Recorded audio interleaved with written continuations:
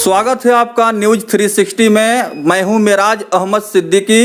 सामाजिक जन जागरूकता स्वास्थ्य अभियान कार्यक्रम को त्वरित गति देते हुए आज हम सिवान जिले के सुप्रसिद्ध आई स्पेशलिस्ट नेत्र रोग विशेषज्ञ डॉक्टर शरद चौधरी से मुलाकात कर रहा हूं, जो जिला सिवान के काफ़ी अनुभवी नेत्र विशेषज्ञ हैं और साथ ही साथ इंडियन मेडिकल एसोसिएशन के सिवान जिला के सचिव भी हैं। तो जाहिर सी बात है कि मेडिकल डिपार्टमेंट की बहुत सारी जिम्मेवारियां विशेष करके मेडिकल ऑर्गेनाइजेशन की इनके कंधों पर है और हम जानना चाहेंगे कि बदलते हुए मौसम में आंखों में किस तरह की समस्याएं सामान्य तौर पर हो सकती हैं और इसका हिफाजत कैसे हो। डॉक्टर साहब, आपका बहुत बहुत स्वागत है हमारे चैनल में। आपके भी सारी टीम को बहुत बहुत धन्यवाद। मौसम में बदलाव हो रहा है सर, और आप जिले के सुप्रसिद्ध आई स्पेशलिस्ट हैं। कैसे आंखों का हिफाजत हो जिससे कि संक्रमण से बचाव हो? जब भी मौसम बदलता है, जैसा हम सभी लोग जानते हैं कि आँखों के साथ साथ शरीर में भी बदलाव होता है। अचानक जैसे कल तक गर्मी थी और अभी अचानक से ठंडा पड़ने लगा है, तो इस बदलाव का असर जो है आँख पे भी पड़ता है। सामान्यतः जब तापमान सामान्य से कम होने लगता है, ज़्यादा कम होने लगता है, तो हम लोगों के आँख में जलन की शुरुआत हो जाती है। ठंडा के चलते हमारे जो आँख के आंसू के परत हैं वो सूखना शुरू हो जाते हैं, जिसके चलते हम लोग के आँखों में जलन होने लगता है। इस चीज़ का खास ख्याल रखना है। अगर मान लीजिए किसी कारण से हमारी आंखें ज़्यादा देर खुली रह जाती हैं तो इसमें एक अल्सर घाव होने की भी संभावना बनी रहती है। तो हम लोग इसके लिए जो है किसी चिकित्सक से परामर्श लेकर के या कोई भी आर्टिफिशियल टीयर या टीयर सब्स्टिट्यूट बोलते हैं, उसका प्रयोग जो है 1 घंटे के अंतराल पे कर सकते हैं। और ख़ास तौर से मैं ये कहना चाहूँगा कि इस बदले हुए मौसम में आजकल के बच्चे या जो लोग पढ़ाई कर रहे हैं वो सारे लोग ऑनलाइन पढ़ाई कर रहे हैं। तो ऑनलाइन पढ़ाई करने के दौरान बच्चे जब कंप्यूटर पे या मोबाइल पे ज़्यादा देर देखते हैं तो फिर उनमें ना ये आंसू सूखने की संभावना जो है वो ज़्यादा बढ़ जाती है। तो हम गार्जियन लोगों से निवेदन करेंगे कि वो अपने बच्चों का आँख का ख्याल, खास करके वो बच्चे जो लैपटॉप पे या मोबाइल पे ऑनलाइन क्लास कर रहे हैं, तो वो बाज़ार से कोई भी टीयर सब्स्टिट्यूट उसके लिए कुछ नहीं करना है, ले करके और आधे घंटे 45 मिनट के इंटरवल पे एक एक बूंद डालते रहें और बच्चे जो हैं अपना क्लास कंप्यूटर या मोबाइल पे करते रहें। इससे उनको बहुत राहत मिलेगी। आइए डॉक्टर शरद चौधरी जी से जानते हैं कि ऑनलाइन एजुकेशन का जो इस समय प्रचलन है और कोरोना वायरस से जिस तरह से एजुकेशन इंस्टीट्यूशंस बंद हुए हैं तो तकनीकी शिक्षा प्रदान की जा रही है, ऐसे में किस तरह का गहरा असर हो सकता है अधिक देर तक कंप्यूटर या मोबाइल पर काम करने से? बहुत अच्छा सवाल और प्रासंगिक सवाल है इस समय को देखते हुए। आजकल के जो पेरेंट्स हैं हम लोग के क्लिनिक में भी आ रहे हैं कि डॉक्टर साहब मेरे बच्चे का आँख लाल हो जा रहा है, जलन हो रहा है। बिल्कुल ऐसा होगा। ये एक बीमारी होती है जिसको हम लोग बोलते थे कंप्यूटर विजन सिंड्रोम, जिसमें कि ये इसलिए होता है कि जब हम लगातार अपने कंप्यूटर पे या मोबाइल पे बिना आँखों को ब्लिंक किए हुए पलक बिना झपकाए हुए जब हम देखते रहते हैं तो हमारे आँख के आंसू के जो परत है वो सूखने लगता है। आंसू के परत को आँख के अंदर फैलाने के लिए या आँख की चिकनाई को बनाए रखने के लिए हमारा ब्लिंकिंग जो है, आँखों को पलक को झपकाना जो है बहुत ज़रूरी है। लेकिन हम चूँकि मोबाइल पे या लैपटॉप पे जब काम करते हैं तो लगातार हमारा ध्यान जो है स्क्रीन पे बना रहता है ताकि कोई गलती ना हो जाए, कोई चीज़ छूट ना जाए। और आज तमाम बच्चे ऑनलाइन स्टडी कर रहे हैं, यही 2 माध्यम है जिस पे वो पढ़ाई कर रहे हैं। तो इस स्थिति में आँखों का ख्याल रखना बहुत ज़रूरी है और इसके लिए अगर बहुत ज़्यादा परेशानी हो रही है तो किसी चिकित्सक से परामर्श लें, या जो मैंने पहले भी कहा कि आप आर्टिफिशियल टीयर्स जो कार्बोक्सी मिथाइल सेलुलोज उसका कंपाउंड है वो ले करके आप उसको यूज कर सकते हैं। उससे आपको बहुत राहत मिलेगा और बहुत फ़ायदा होगा।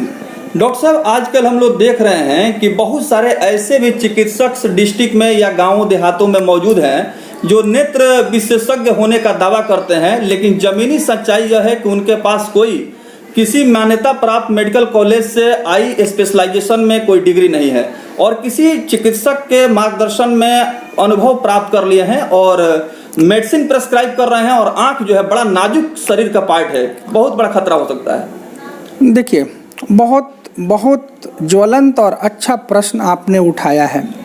बहुत सारे लोगों ने इसकी लिखित शिकायत हमारे पास की है। मैं उनसे बोलता हूं कि मैं कोई पुलिस पदाधिकारी नहीं हूं, हमारे पास कोई लीगल पावर नहीं है। मैं ये चाहता हूं कि ये आखिर ऐसा क्यों होता है। ये इसलिए होता है कि हमारी जनता जो है वो अशिक्षित है, वो डिफरेंशिएट नहीं कर पाती है कि कौन डॉक्टर असली है और कौन डॉक्टर नकली है। मैं आपको बता दूं कि सिवान पूरे ज़िले में जितने भी नेत्र रोग विशेषज्ञ हैं वो सिवान में ही हैं। सिवान शहर को छोड़ करके मेरी जो अब तक की जानकारी है, किसी भी कस्बे में, गांव में कोई भी क्वालिफाइड ऑप्थेल्मोलॉजिस्ट नहीं है। तो एक मोटे तौर पे मैं आप लोगों को बताना चाहता हूं कि जो लोग इस सिवान शहर को छोड़ करके अगर दावा करते हैं कि मैं नेत्र रोग विशेषज्ञ हूं, तो कृपया उनकी जानकारी, उनकी तहकीकात आप कर लें। और ये समस्या आँख वाले में नहीं है, हर विभाग में है। बहुत सारे लोगों ने हम लोगों को कंप्लेन किया, मरीज भी आते हैं, कहते हैं कि डॉक्टर साहब हम तो फंस गए। तो हम उनसे यही पूछते हैं कि आखिर आप क्यों फंस गए। आप पहले जिसके पास जा रहे हैं उसकी तहकीकात कर लें। बहुत सारा मीडियम है, ऑनलाइन आप देख सकते हैं, किसी और से पूछ सकते हैं, माध्यम बहुत है। लेकिन लोग जो हैं, हमको जो लगता है कि अपने स्वार्थ में, या जो फ़ी है कि वहाँ बड़े डॉक्टर के पास जाएंगे तो हमको फ़ी देना पड़ेगा, हो सकता है उसको भी बचाने के लिए अरे चलो यार दवाई दुकान से या किसी से दिखा के दवा ले लेते हैं, नहीं ठीक होगा तो देखा जाएगा। तो इसमें मेरे को लगता है कि प्रशासन या हम लोग बहुत मदद नहीं कर सकते हैं। ये मरीज की जिम्मेवारी है कि वो डॉक्टर की योग्यता को परख करके वो उनके पास जाए। डॉक्टर शरद चौधरी से यह सवाल पूछना काफ़ी अहम है, क्योंकि हाल के दिनों में चिकित्सकों के ऊपर बहुत सारे जानलेवा हमले भी हुए हैं और मरीजों और चिकित्सकों के साथ जो एक हम कह सकते हैं संबंध है, दिन पर दिन जो है खराब होते जा रहा है। और मेडिकल प्रोफेशन जो एक मान सम्मान प्रतिष्ठा से जुड़ा हुआ प्रोफेशन है, कहीं न कहीं इसमें भी बहुत सारी चुनौतियां और चैलेंजेज आए हैं। डॉक्टर साहब, चूंकि ऑर्गेनाइजेशन के यूनियन के आप सेक्रेटरी हैं, आप बतलाएं, डॉक्टर रामेश्वर सिंह के ऊपर भी चुनाव से थोड़ा देर पहले कुछ मतलब इस तरह का ऑकरेंस हुआ था। देखिए, जो डॉक्टर रामेश्वर सिंह जी के साथ हुआ वो एक राजनीतिक लड़ाई लड़ रहे हैं, वो इलेक्शन लड़ रहे हैं। तो हो सकता है कि कोई राजनीतिक प्रतिद्वंद्विता में या किसी और कारण से ये चीज़ हुआ हो। हम लोग उसी मसले पे डील करते हैं या बात करते हैं जो हमारे किसी भी मेंबर्स के क्लिनिक में अगर कोई घटना होती है तो उसके बारे में हम लोग ज़रूर संज्ञान लेते हैं। और आपको बता दें कि पिछले 2 साल से हम लोग के सतत प्रयास से इन घटनाओं में काफ़ी कमी आई है। अब हम लोग ये अप्रोच कर रहे हैं कि सपोज कीजिए किसी मरीज को कोई ग्रीवांसेज है, होता है, मैं भी समझता हूँ कि जो मरीज पीड़ा में, दुख में आया है और हम या हमारा स्टाफ उसका मतलब जैसा उसकी इच्छा है, कोई अगर ख्याल नहीं रख पाता है तो निश्चित है कि हम आप बैठे हुए हैं और एक आदमी जो हमारे क्लिनिक में 40 किलोमीटर 50 किलोमीटर एक मतलब दूरी तय करके आया है, उसके आंख में दर्द है और मेरा स्टाफ उसको सुनेगा नहीं तो उसको झल्लाहट होगी। तो ये बातें होती हैं। दूसरी बात है कि आजकल मरीज लोगों में भी एक श्योर शॉट टेक ग्रांट वाली बात हो गई है कि हम जा रहे हैं तो हमको ठीक ही होना चाहिए। तो अगर उनके मन के अनुरूप अगर रिजल्ट नहीं होता है तो भी थोड़ा सा उनका ग्रीवांसेज रहता है। लेकिन फिर भी मैं कहूँगा कि अभी आज के हालात जो हैं सिवान में काफ़ी अच्छे हैं। छिटपुट घटनाएं होती हैं, हर तरह के लोग हैं, इसमें हमको आगे बढ़ना है। तो हम लोगों ने एक दल बनाया है कि अगर ऐसी कोई भी घटना होती है तो मरीज के परिजनों को हम लोग समझाते हैं, डॉक्टर से भी बात होती है और समझा बुझा करके बहुत हद तक इस चीज़ को कंट्रोल कर लिया गया है। इसमें कोई अभी आज के डेट में कोई समस्या नहीं है। प्रत्येक वर्ष शरद चौधरी के द्वारा निःशुल्क फ्री ऑफ कॉस्ट नेत्र परीक्षण शिविर का आयोजन किया जाता है और इस शिविर के माध्यम से मोतियाबिंद से ग्रसित जो मरीज हैं उनका शल्य चिकित्सा की जाती है जो निःशुल्क होती है। आइए जानते हैं डॉक्टर शरद चौधरी के द्वारा प्रत्येक वर्ष इस तरह का जो आयोजन किया जाता है, इस आयोजन का मुख्य उद्देश्य क्या है और कब से इसकी शुरुआत की गई है।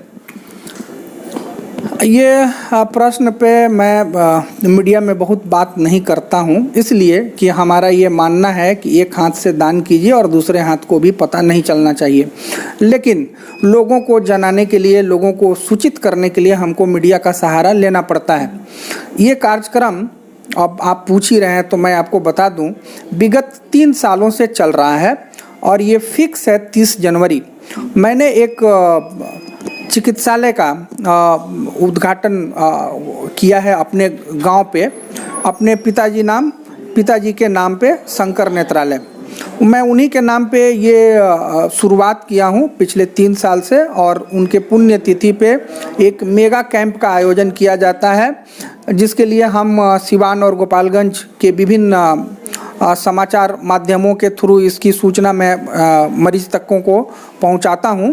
और अब तक जो हैं 100 से 150 लोगों का प्रति वर्ष जो है निःशुल्क ऑपरेशन किया जाता है उस योजना के तहत।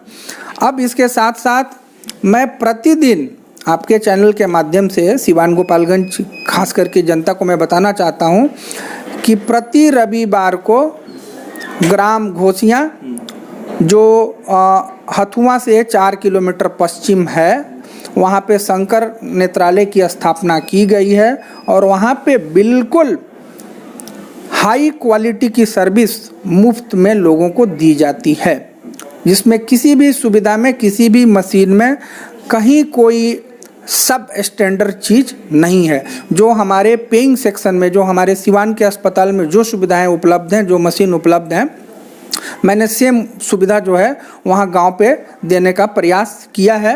काफ़ी अच्छा रिस्पॉन्स है। मैं प्रति हर इतवार को करीब 60 से 100 मरीज देखने का अभी चल रहा है। अच्छे खासे मरीज आ रहे हैं और मैं आपको ये बताना चाहता हूँ कि अगर मरीजों की संख्या बढ़ी तो इस दिन को भी जो है इतवार के बजाय 1 दिन और 2 दिन उसको हमारा बढ़ाने का प्रोग्राम है। लेकिन अभी चूँकि मरीज इतने आते हैं कि मैं 1 दिन में देख लेता हूँ, लेकिन लोगों के बीच में काफ़ी अच्छा हमारे हॉस्पिटल का रिस्पॉन्स है। ये थे सिवान जिले के जाने माने नेत्र रोग विशेषज्ञ डॉक्टर शरद चौधरी, जो IMA के सचिव भी हैं और साथ ही साथ निःशुल्क नेत्र परीक्षण शिविर का आयोजन कर नेत्र से संबंधित समस्याओं का निदान समाधान करने का भरपूर प्रयास करते हैं। और इन्होंने साफ तौर पर स्वीकार भी किया है हमारे मीडिया चैनल के समक्ष कि मैं इस तरह के कार्यों को मीडिया के माध्यम से सर्कुलेट नहीं करना चाहता हूं, लेकिन एक इन्फॉर्मेशन अवश्य देना चाहता हूं ताकि लोग जरूरतमंद हैं वो वहां तक पहुंच सकें और अपने समस्या का समाधान करा सकें। मेडिकल के फील्ड में हाल के दिनों में काफ़ी तेजी से कमर्शियलाइजेशन का जो मेंटालिटी है वो डेवलप हुआ है। जो प्रतिशोध, प्रतिस्पर्धा और प्रतिद्वंद्विता की जो भावना तेजी से विकसित हुई है, कहीं ना कहीं अर्थ युग है। इसमें बहुत सारे ऐसे डॉक्टर्स हैं जो अपने दायित्व को और अपने कर्म को सही ढंग से नहीं समझ पा रहे हैं। उनका मुख्य उद्देश्य यही है कि अधिक से अधिक धन उपार्जन करना। सर, क्या कारण है कि इस तरह की मेंटालिटी काफी तेजी से बढ़ी है? ये एक सबसे बड़ा कारण जो है आजकल जो हमारे समझ में आ रहा है कि आप देखिए, ऐसे 15 साल 20 साल पहले जो डॉक्टर साहब अपने क्लिनिक में बैठते थे, एक टेबल होता था, एक कुर्सी होती थी लकड़ी वाली और एक लकड़ी वाला स्टूल होता था। खूब मरीज देखा करते थे, उसमें कहीं कोई परेशानी नहीं थी। उनके समय में मेडिकल कॉलेज का फ़ी जो है, जो हम लोग भी पढ़े हैं, तो हम लोग के मेडिकल कॉलेज में 1.5 साल में 424 रुपया हमारा फ़ी हुआ करता था। आज सरकारी कॉलेजेज में भी फ़ी जो है 20 से 25 हज़ार, 15 से 20 हज़ार हो गया है। प्राइवेट कॉलेज का तो आप बात मत कीजिए। ये तो एक वो बात हो गई।